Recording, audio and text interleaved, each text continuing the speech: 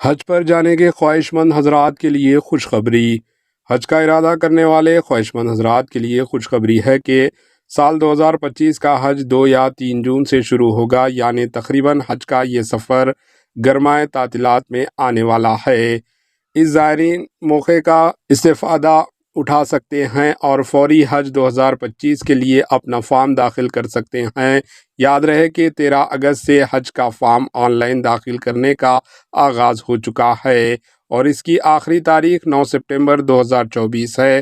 واضح ہو کہ فارم داخل کرنے کے لیے آپ سے ایک پیسہ بھی نہیں لیا جاتا ہے۔